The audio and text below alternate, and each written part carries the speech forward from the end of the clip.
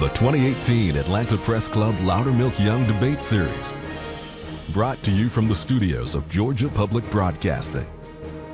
The Republican race for Secretary of State. Hello and welcome to the Atlanta Press Club Loudermilk Young Debate Series, originating from the studios of Georgia Public Broadcasting in Atlanta. I'm Dennis O'Hare, the local host of Morning Edition on 90.1 WABE, and this is the debate among the Republican candidates for Secretary of State.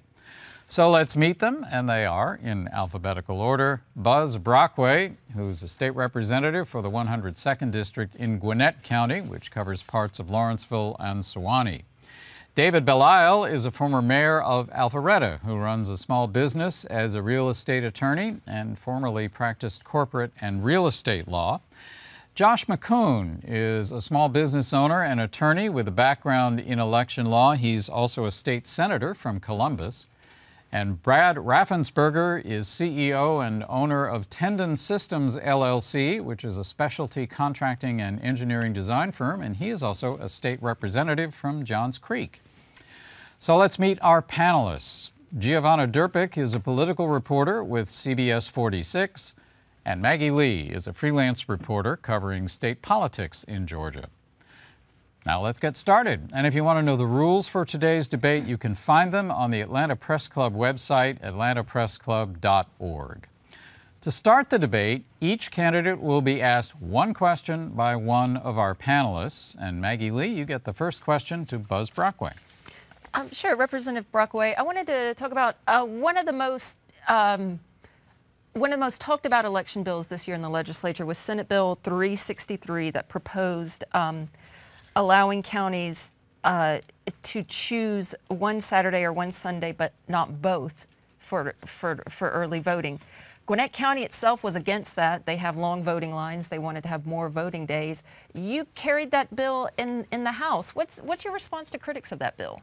Well, actually, as I was asked by Senator Brass, who was the Senate author of the bill, to present that bill in the Senate, in the House, and as you know, it never came up for a vote. And honestly, the reason it didn't really come up for a vote is because I had done some research. I contacted National Council of State Legislators and found that 5 states have tried to do what Georgia is doing, and that's enforce uniform voting times across the state, and 4 of them had lost in federal court. So I suggested to the powers that be that we not bring that bill out on the floor. And I think, on the surface level, it sounds great, and I don't really understand all the legal reasons why we would not want to do that, because I think every voter ought to have the same access to the polls in the same amount of time. But unfortunately, federal courts have decided that different areas can have different length of time voting. So it was kind of an ongoing process as to what to do with that bill, and in the end, we decided it was best not to bring it forward. Thank you, Mr. Brockway. Giovanna Durpick, you may now ask a question of Mr. Raffensperger. State Representative Raffensperger, welcome. You have a campaign ad on TV which says that you will, quote, target dangerous criminals. Some may say this sounds like you could be running for a district attorney position, not Secretary of State. Who are you referring to specifically as, quote unquote, dangerous in the election world, and how will you target them? Well, the Secretary of State's office is in charge of corporations. And I think that people that are hiding behind their corporation to engage in illegal activities like prostitution and sex trafficking, those corporations need to be shut down. When I was on City Council, we put together a model ordinance to run out illicit massage parlors in our city. What I did is I pulled together another council member, our city attorney, and working together, we created over a year a model ordinance. I believe that I'll use the full constitutional power of the office to make sure that corporations are operating legally here in Georgia and not engaging in illegal activities. Thank you. Thank you. And now we go to Maggie Lee for a question for David Belisle. Sure, Mr. Belisle. In an op-ed you've written that's on your website, you've said that the front door for election fraud is wide open in Georgia because of absentee ballots, which can be cast without a photo ID. But can you talk specifically about how big of a problem you think this is, and how you come to that conclusion? What are some of the data sources or stories you're looking at? Maggie, thank you for the question. And, I compare it to a bottle of water. If you have a hole in the bottle of water, you don't ask yourself how many ounces or grams are in that bottle of water to know that you need to stop the leak.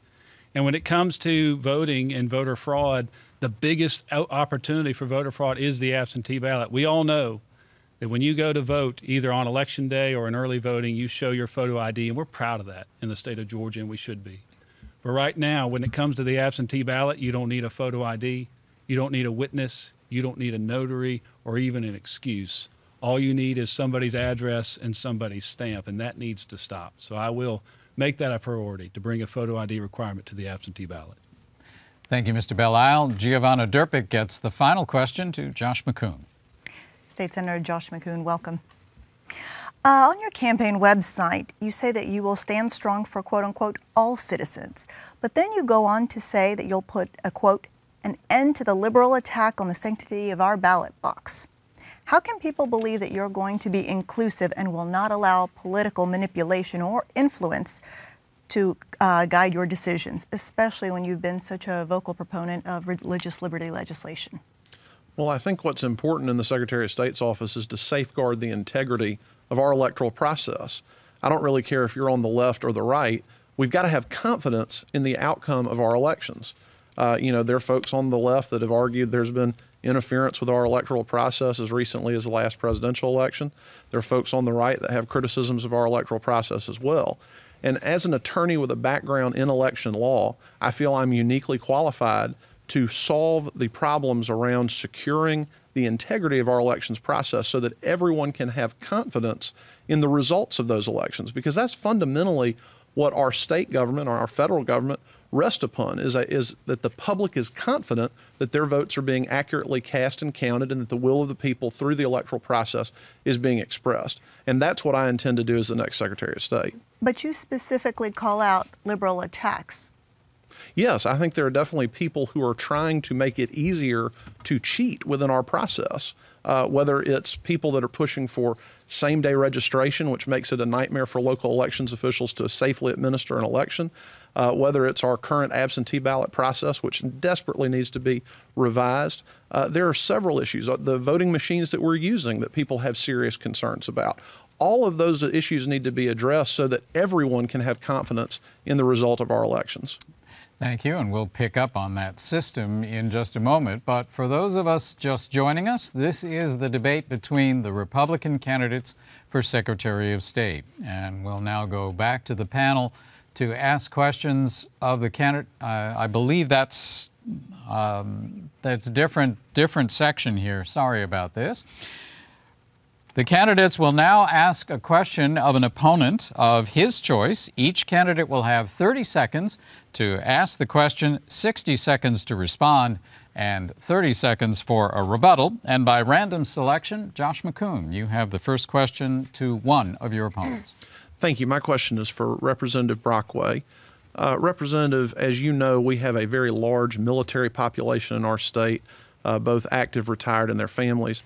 As Secretary of State, what would you do in that office to make Georgia a more friendly state for active and retired military and their families? Yeah, great question. Thank you, Senator, for the question. I think there's a number of things we can do.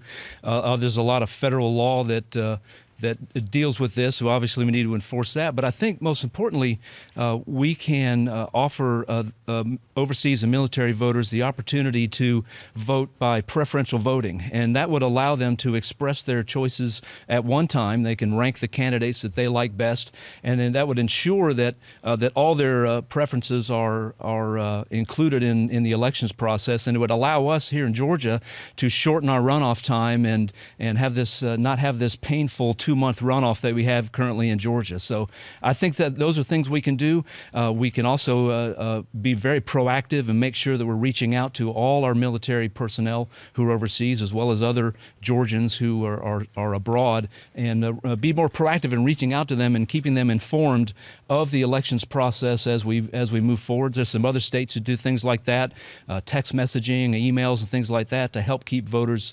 military and overseas voters informed. Thank you for the question. Senator, you have 30 seconds if you want. Thank you. I certainly agree with Representative Brockway about how imperative it is that we make sure our military is able to vote and able to have their vote counted. What I would add to that is that it is essential that we deal with the issue of licensing for both people exiting the military with relevant training for a licensed profession, as well as spouses who are licensed in other states and moving to our state. That's going to be a key issue moving forward. If I'm your next Secretary of State, we're going to work very hard to make sure those military families are accommodated. Thank you, Senator. David Belle-Isle, you get the next question to one of your opponents. I have a question for Senator McCune. The Secretary of State's office has a budget of $36 million. They have an employee staff level of between 230 and 260, depending on the time of year. Have you ever been directly responsible for a budget of even a quarter of that size, or directly responsible for an organization with paid employees of even a quarter of that size? As a member of the legislature, obviously, we consider on an annual basis the state's budget. Last year, over $25 billion. And obviously, within state government, you have huge organizations that receive oversight from the legislature. And so I've been part of that during my time in office. I do think that as a member of the legislature, one of the things I understand is that if we're going to address the funding issues within the Secretary of State's office, we need to make sure that the licensing fees that people are paying to the Secretary of State actually stay in the office so that the services that should be rendered to licensed professions are able to be rendered. Right now, the nursing board alone is experiencing a 400-day wait time on investigations being resolved. And that's a problem that can only be solved if we put more people onto that process. And we can do that by amending the state constitution to dedicate those funds. That's the kind of leadership I will bring as your next Secretary of State. Mr. Belle-Isle, you have 30 seconds to rebut if you want. Absolutely. The issues facing the office of the Secretary of State, the issues facing the state of Georgia are too important for on-the-job training. There are 3 legislators up here, there's 1 mayor, and I'm the only one that has actually led a multidisciplined organization, the only one who has managed a budget of over $60 million. That is important. As we look and as we make that decision, we need someone who's not just someone of an opinion. We need someone who has the experience to lead, and I'm that leader. Thank you, Mr. Belle-Isle. The next question to one of your opponents comes from Brad Raffensperger. Mr. Belle-Isle, as an attorney, I am sure you are familiar with Georgia law. The state's Ethics Commission ruled that candidates for Secretary of State cannot accept contributions from licensed regulated entities. Your financial disclosure shows you took $25,000 of illegal campaign contributions from real estate developers and contractors who are licensed entities. Why did you take these contributions?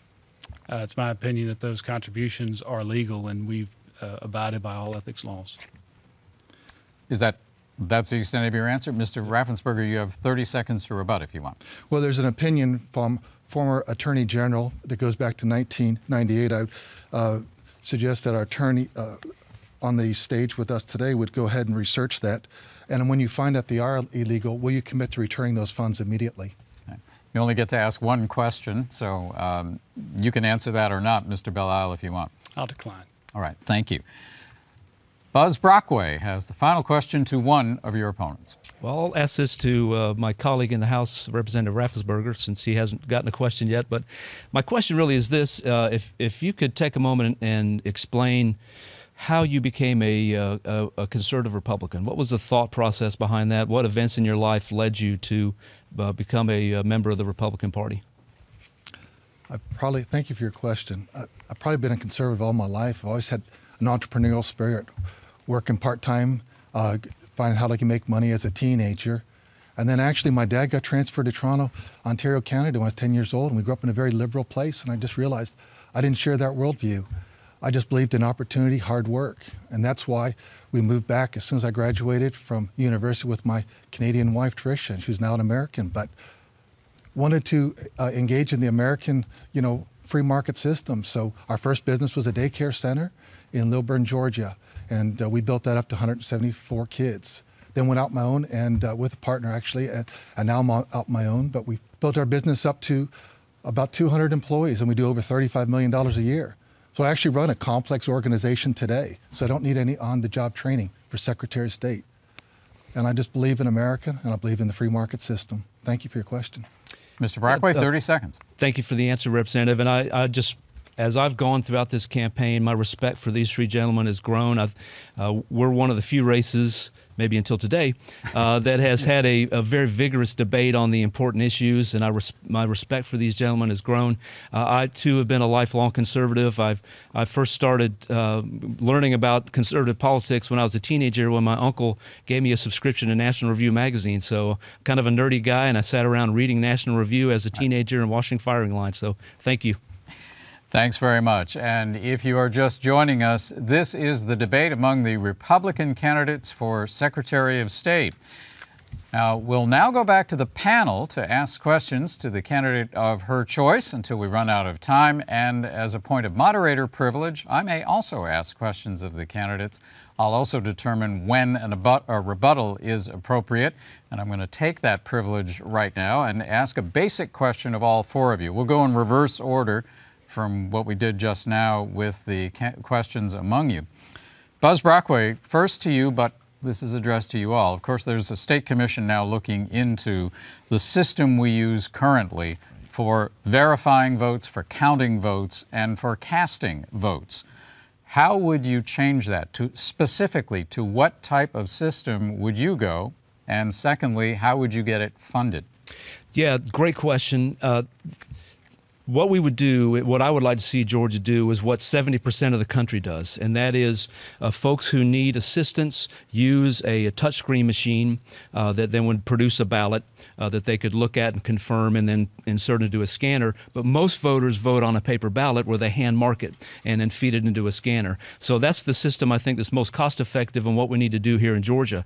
The second thing we need to do is we need to have post-election audits where we pull those random samples of those ballots and then we check them to make sure that the results that we see on paper match the reported results that the electronic system produces and that the scanner counts.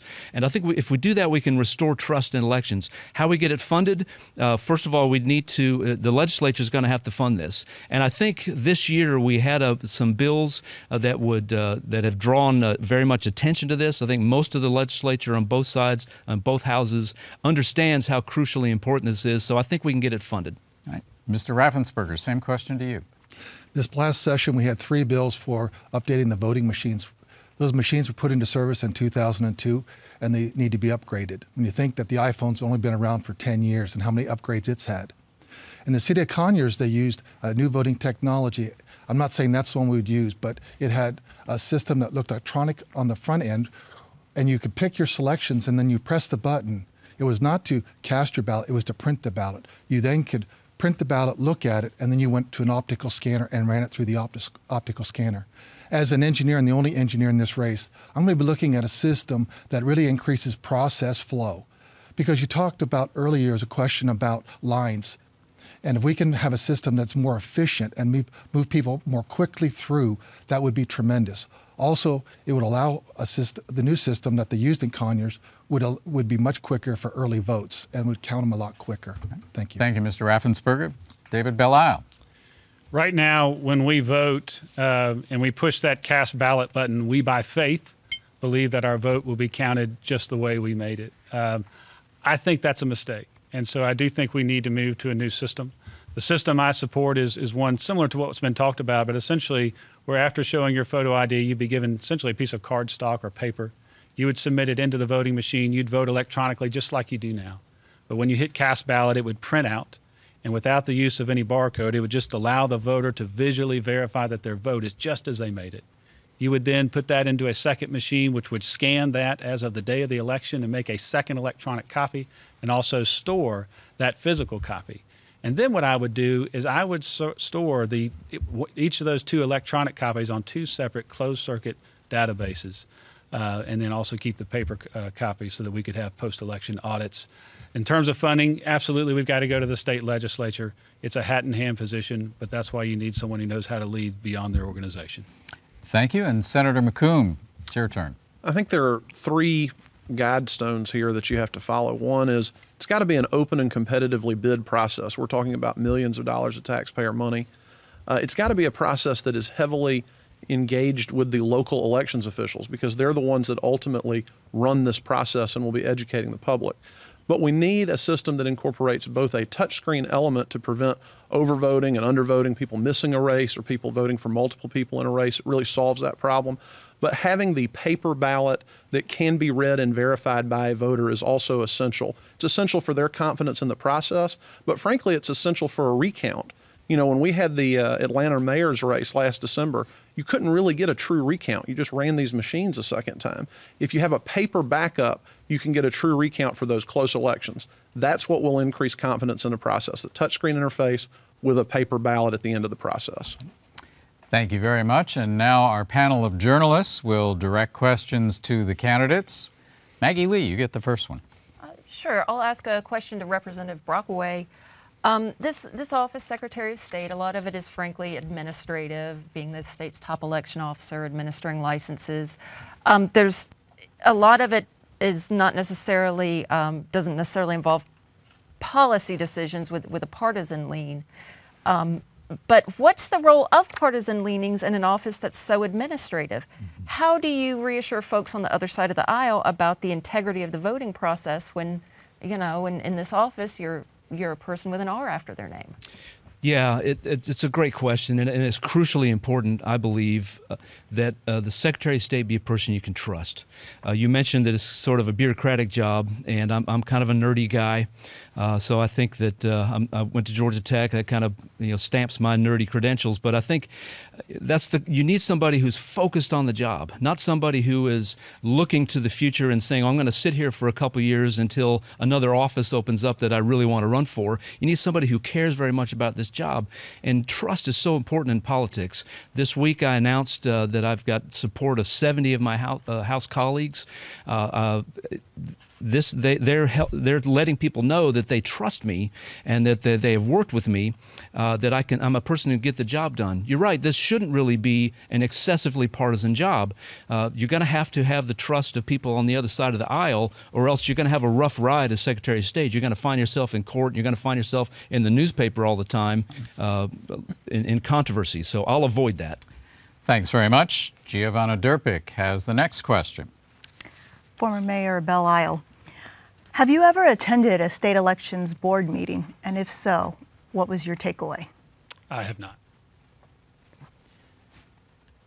Did you have?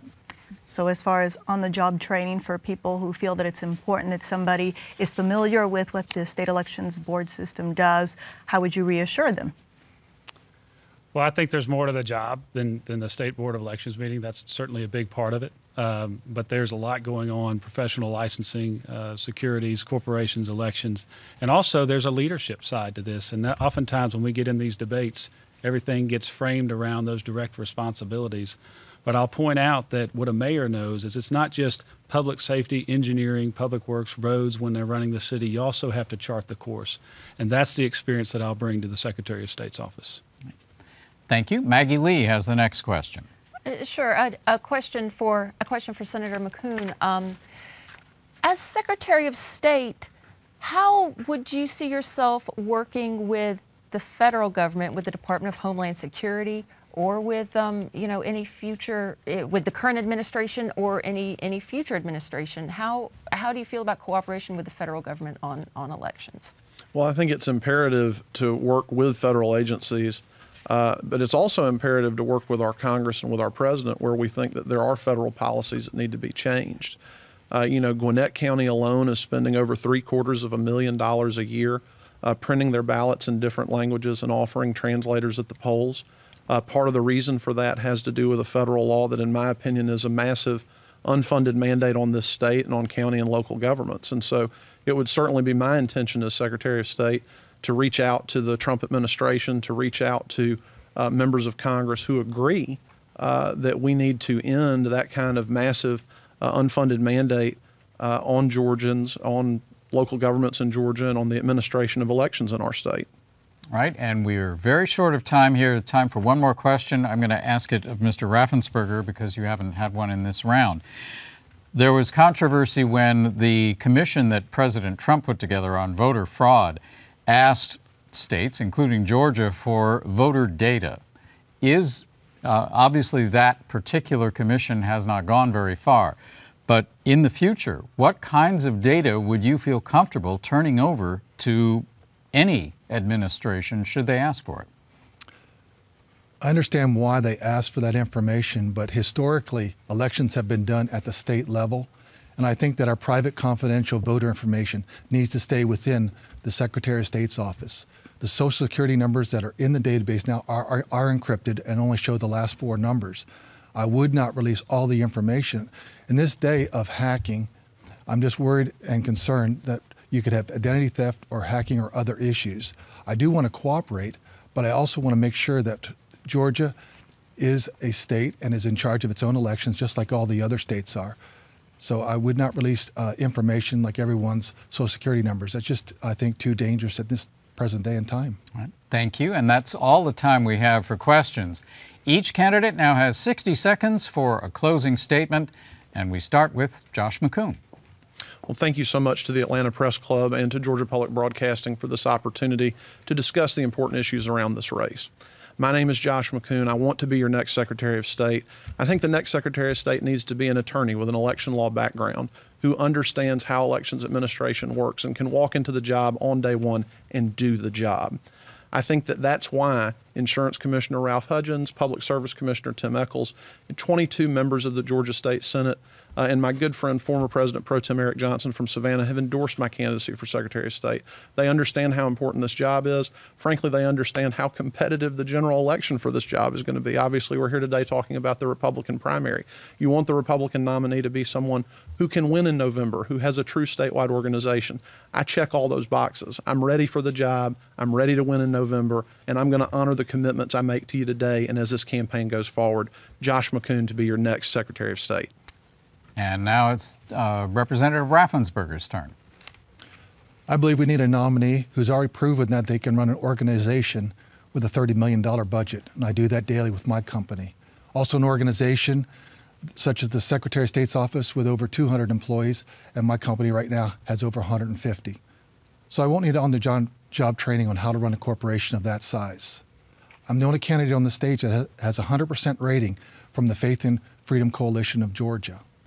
I'll stand strong on elections, and I'll use the power within the limits of the Constitution to make sure that people that are using corporations to push sex trafficking and drugs in Georgia will use the full power to shut them down. I'm Brad Raffensperger. I'm asking for your vote on May 22nd. Thank you. Thank you. Buzz Brockway, it's your turn. Well, thank you to the Atlanta Press Club for hosting this debate and for the panelists for the great questions and for you, Dennis, for moderating this. And you know, this is an incredibly important office. This is a very, very important position that often doesn't get the attention that it might deserve, but it touches so many lives in the state of Georgia. And I believe that you need a Secretary of State who cares about this job, not one who is looking to the future and is going to sit on their hands and wait for some other office to open up, but somebody who's going to roll their sleeves up and think about how can we make lines on Election Day shorter? How can we process business licenses, professional licenses faster? And I'm that candidate. Listen, what we need to do in the Republican Party is have a candidate and a nominee who can unite the Republican Party. I can do that. That's how the Republicans will win in November, is with a united Republican Party. I'm asking for your vote for Secretary of State.